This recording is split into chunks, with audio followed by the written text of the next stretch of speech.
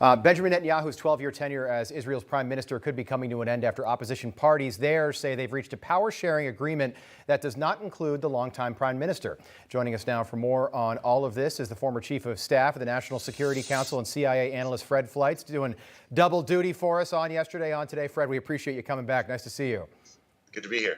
All right, so under this new agreement, Naftali Bennett and Yair Lapid would both serve as prime minister. They do 2 years apiece consecutively. Do we have any idea when this would actually take place? Yeah, that's an interesting question. This is a really fractious coalition. I would say that it is a mess with Bennett, who opposes a two-state solution, and with an Islamist party that put this coalition over the top. This coalition wants to be voted on very quickly before members of this group change their mind. And they're actually trying to change the speaker of the Knesset, who is controlled by Netanyahu's party, to get a vote as soon as possible. Netanyahu's people want to delay this as much as possible because they know over time the details of this agreement are going to fall apart. And I think the people in Israel are tired of these elections. There's been 4 in 2 years. We could have a 5th if Netanyahu gets his way. Vermont Senator Bernie Sanders, who's not been a strong supporter of Benjamin Netanyahu, was quick to say that this might be a good thing for Israel. Take a listen.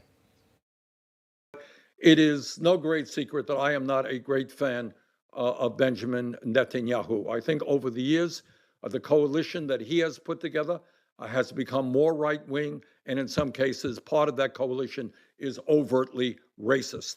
So I will not be mourning the departure of the Prime Minister, Mr. Netanyahu. So the Vermont senator is a Jewish man. Interesting, though, he's a Democrat. Netanyahu's a conservative, but Netanyahu has been in power now for 12 years. That's as long as FDR was in power. So what do you think this would mean for Israel? I think this coalition is going to be trouble. It is so fractious. I don't see it accomplishing anything.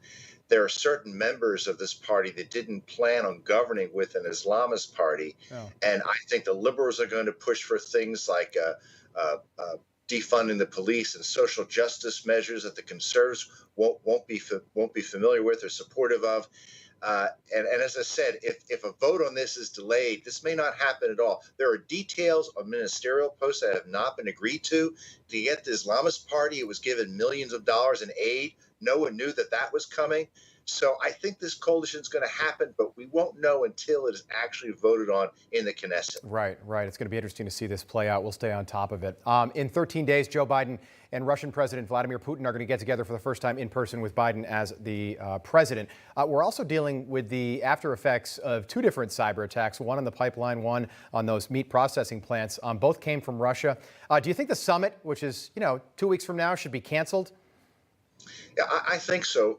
Biden is rewarding Putin for increasingly disruptive behavior that I think is challenging the United States.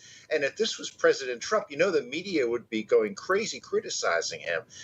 Putin is being rewarded. I think what's going on here is that Biden has other objectives with Putin, and they're all about the environment. I think he wants to sweep these other things under the rug so he can talk about what really matters to him, some type of global warming agreement with Russia. It just shows how backward and incompetent our president is. Yeah, Fred, I honestly, I always am careful when I hear the word summit. I don't know why the people that are in charge of the messaging don't choose another term. Just say they're getting together for lunch or a cup of coffee, or Joe Biden's got a layover in Geneva, so they're gonna meet for a few minutes. The word summit makes it so official, and that also opens you up to criticism as well.